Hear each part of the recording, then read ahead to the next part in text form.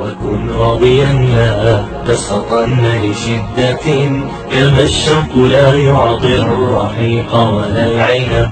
إذا المرء لم يرضى بما ربه وهب، فلن يغنيه مال وإن زاد ما كسب.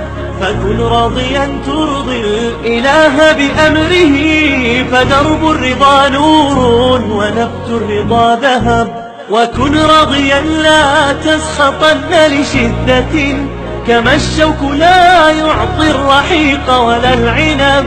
وكن راضيا لا تسخطن لشدة، كما الشوك لا يعطي الرحيق ولا العنب.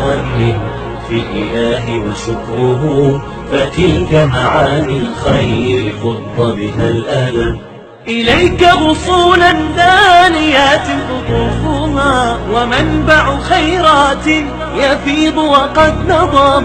سلام وإحسان وصبر وجيرة.